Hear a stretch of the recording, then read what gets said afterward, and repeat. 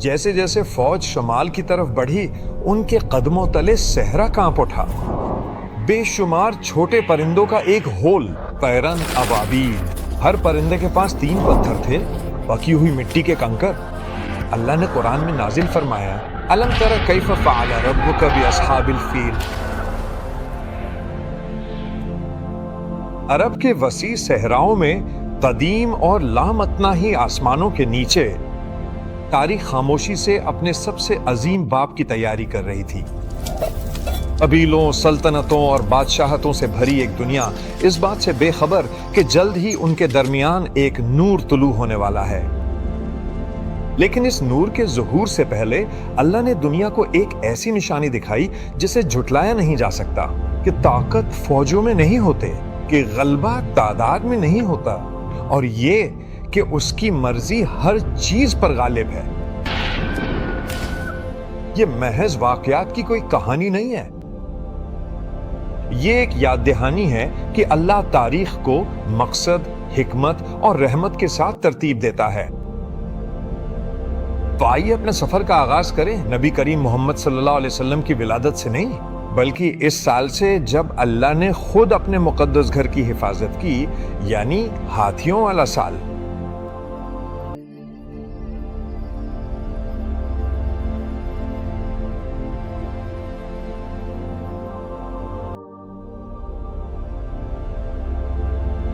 جہالت اور تکبر کے سائے میں گھری دنیا میں سرزمین عرب تاریکی میں ڈوبی ہوئی تھی۔ قبیلے پتھر اور لکڑی کے بتوں کی پوجا کرتے تھے، خون ریزی عام تھی، رہن دلی نایاب، اور ابراہیم علیہ السلام کے پیغام کی سچائی کو مدتوں پہلے بھلا دیا گیا تھا۔ کعبہ، وہ گھر جو ایک خدا کی عبادت کے لیے بنایا گیا تھا، اب بھی قائم تھا، مگر 360 بتوں کے نرگن ہے۔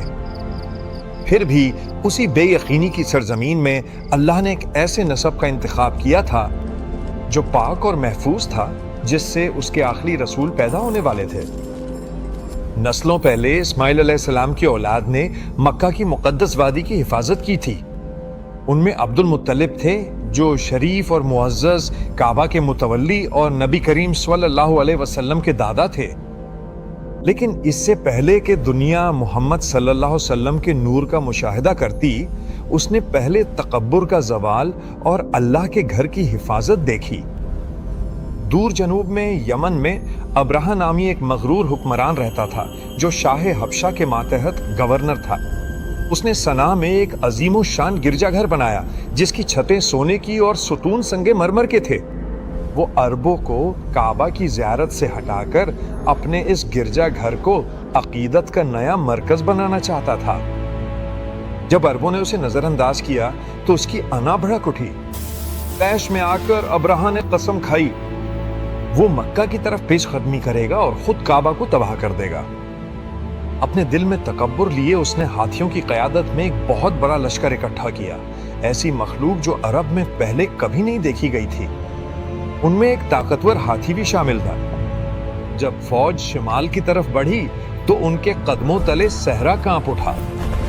راستے میں آنے والے قبائل نے مزاحمت کی کوشش کی، لیکن اس کی طاقت نے انہیں کچل دیا۔ اس کی آمد کی خبر پورے عرب میں طوفان کی طرح پھیل گئی۔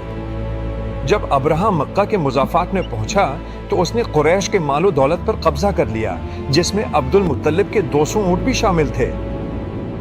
جب ابرہہ نے عبد المطلب کو بلایا تو خوف کی توقع کے برعکس اسے وہاں وقار ملا۔ قریش کے سردار بڑے سکون سے داخل ہوئے، ان کا چہرہ پر وقار تھا اور ان کی شخصیت احترام کا تقاضا کر رہی تھی۔ ابرہہ اپنے تخت سے نیچے اتر آیا تاکہ ایک مترجم کے ذریعے ان کے ساتھ بیٹھ سکے۔ ابرہہ نے ان کا مقصد پوچھا۔ عبد المطلب نے نرمی سے جواب دیا، میں اپنے وہ اونٹ واپس لینے آیا ہوں جو تم نے چھین لیے ہیں۔ حیران ہو کر ابرہہ نے کہا، میں تمہاری شخصیت سے متاثر ہوا تھا، لیکن تمہاری باتوں نے میری نظر میں تمہاری قدر کم کر دی ہے۔ تم مجھ سے اپنے اونٹوں کے بارے میں پوچھ رہے ہو جبکہ میں تمہارے مقدس گھر کو تباہ کرنے آیا ہوں۔ اور عبد المطلب نے غیر متزلزل ایمان کے ساتھ جواب دیا، میں اونٹوں کا مالک ہوں، رہا یہ گھر تو اس کا ایک رب ہے جو اس کی حفاظت کرے گا۔ سبحان اللہ، وہ الفاظ وقت کے ساتھ ساتھ گونجتے رہیں گے۔ عبد المطلب مکہ واپس آئے، اپنے لوگوں کو اکٹھا کیا اور انہیں پہاڑوں میں پناہ لینے کو کہا، اس یقین کے ساتھ کہ اللہ اپنے گھر کا دفاع کرے گا۔ فجر کے وقت ہوا تھمی ہوئی کی ابرہہ نے اپنے ہاتھیوں کو کعبہ کی طرف بڑھنے کا حکم دیا، لیکن ہاتھی نے انکار کر دیا۔ جب انہوں نے اسے یمن کی طرف موڑا تو وہ چلنے لگا، جب انہوں نے اسے مکہ کی طرف موڑا تو وہ گھٹنوں کے بل بیٹھ گیا۔ انہوں نے اسے مارا، وہ چلائے لیکن وہ اپنی جگہ سے نہ ہلا۔ پھر آسمان کا رنگ بدل لیا، اوپر سے ایک سیاہ بادل نمودار ہوا جو بے شمار چھوٹے پرندوں کا غول تھا، طیرن ابابیل۔ ہر پرندے کے پاس 3 پتھر تھے، ایک اس کی چونچ میں اور ایک اس کے ہر پنجے میں، پکی ہوئی مٹی کے پتھر۔ اللہ نے قرآن میں نازل فرمایا، الم تر کیف فعل ربک باصحاب الفیل، کیا آپ نے نہیں دیکھا کہ آپ کے رب نے ہاتھی والوں کے ساتھ کیا کیا؟ الم یجعل کیدہم فی تدلیل، کیا اس نے ان کی تدبیر کو اکارت نہیں کر دیا؟ وارسل علیہم طیرا ابابیل، اور ان پر پرندوں کے غول بھیج دیے، ترمبہم بحجارۃ من سجیل، جو ان پر پکی ہوئی مٹی کے پتھر برسا رہے تھے، فجعلہم کعصف مأکول، اور اس نے انہیں کھائے ہوئے بھوسے کی طرح کر دیا، ایک ایک کر کے سپاہی گرتے گئے۔ زمین کی طاقتور ترین فوج کو بغیر تلوار چلائے شکست ہوئی، قریش کے ایک بھی آدمی نے ہاتھ تک نہ اٹھایا۔ ابرہہ کا تکبر اللہ کے انصاف کی بارش کے سائے میں پگھل کر رہ گیا۔ وہ زخمی اور ذلیل ہو کر واپس مڑا، یمن واپسی تک اس کا جسم گل سڑ رہا تھا۔ ان سب کے لیے ایک عبرت جو خالق کی مرضی کی نافرمانی کرتے ہیں۔ وہ سال عام الفیل یعنی ہاتھی والے سال کے نام سے مشہور ہوا، اور اسی سال ربیع الاول کے مقدس مہینے میں ایک اس سے بھی بڑے معجزے کا ظہور ہونا مقدر تھا۔ اللہ کے رسول کی ولادت بسعادت صلی اللہ علیہ وسلم۔ مکہ کے ایک سادہ سے گھر میں پاکیزہ اور پرسکون خاتون آمنہ بنت وہب نے اپنے رب کی رحمت کو خود پر نازل ہوتے محسوس کیا۔ انہوں نے ایسا روشن نور دیکھا جس نے شام میں بصرہ کی محلات کو جگمگا دیا۔ انہوں نے ایک بچے کو جنم دیا جس کا نام محمد ابن عبداللہ رکھا گیا۔ وہ بچہ پاکیزہ اور پرنور تھا، کمرہ کستوری کی خوشبو سے مہک اٹھا اور ان کے ننھے ہاتھ آسمانوں کی طرف اٹھے ہوئے تھے۔ جس دنیا نے تکبر کی تباہی دیکھی تھی، اب اس نے رحمت کی ولادت کا مشاہدہ کیا۔ نبی کریم صلی اللہ علیہ وسلم یتیم پیدا ہوئے۔ ان کے والد عبداللہ ان کی ولادت سے پہلے ہی وفات پا چکے تھے، مگر اللہ ان کے ساتھ تھا، ہمیشہ ان کی حفاظت کرتا رہا، ہمیشہ انہیں آنے والے پیغام کے لیے تیار کرتا رہا۔ جیسا کہ اللہ نے سورۃ دحا میں فرمایا، ما ودعک ربک وما قلی، آپ کے رب نے نہ آپ کو چھوڑا ہے اور نہ ہی وہ بیزار ہوا ہے۔ وَلَلْآخِرَةُ خَيْرٌ لَكَ مِنَ الْأُولَىٰ، اور یقیناً آپ کے لیے آنے والا وقت گزرے ہوئے وقت سے بہتر ہوگا۔ وَلَسَوْفَ يُعْطِيكَ رَبُّكَ فَتَرْضَىٰ، اور ان قریب آپ کا رب آپ کو اتنا دے گا کہ آپ خوش ہو جائیں گے۔ شروع ہی سے نبی کریم صلی اللہ علیہ وسلم منتخب، محفوظ اور ہدایت یافتہ تھے۔ ان کی پرورش پاکیزہ ترین لوگوں میں ہوئی۔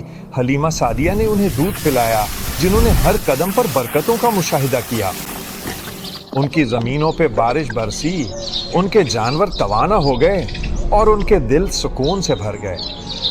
یہ سب اللہ کی طرف سے اس ہستی کی تیاری تھی جس نے انسانیت تک آخری پیغام پہنچانا تھا۔ برسوں بعد جب نبی کریم صلی اللہ علیہ وسلم اپنے ابتدائی ایام کو یاد کرتے تو سورہ الشرح کے الفاظ ان کی زندگی کی عکاسی کرتے۔ الم نشرح لک صدرک، کیا ہم نے آپ کی خاطر آپ کا سینہ کشادہ نہیں کر دیا؟ ووضعنا عنک وزرک، اور ہم نے آپ سے آپ کا بوجھ اتار دیا۔ الذی انقض ظہرک، جس نے آپ کی کمر جھکا دی تھی۔ ورفعنا لک ذکرک، اور ہم نے آپ کی خاطر آپ کا ذکر بلند کر دیا۔ بے شک اللہ نے آپ کا نام اپنے نام کے ساتھ بلند کیا۔ جب ہر مومن کہتا ہے لا الہ الا اللہ محمد رسول اللہ، اللہ کے سوا کوئی عبادت کے لائق نہیں اور محمد اللہ کے رسول ہیں۔ عام الفیل کا واقعہ محض ابرہہ کی ہلاکت کے بارے میں نہیں تھا، یہ ایک تمہید تھی، ایک غیبی اشارہ کہ اللہ خود دنیا کو اپنے آخری رسول کے لیے تیار کر رہا تھا۔ جیسے جیسے ہم نبی کریم صلی اللہ علیہ وسلم کی ابتدائی زندگی کی طرف بڑھتے ہیں، اپنے دل میں یہ بات یاد رکھیں کہ اللہ نے انہیں اتفاقاً نہیں بھیجا تھا۔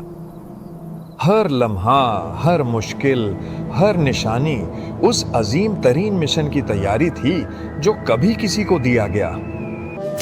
اگلی قسط میں میرے ساتھ شامل ہوں انشاءاللہ، جب ہم رحمت عالم کے بچپن کا تذکرہ کریں گے اور دیکھیں کہ اللہ نے اپنے نبی صلی اللہ علیہ وسلم کی پرورش کیسے فرمائی، محبت کے ساتھ، حکمت کے ساتھ اور بے مثال دیکھ بھال کے ساتھ۔ صلی اللہ علی محمد، محمد صلی اللہ علیہ وسلم پر سلامتی اور برکتیں ہوں۔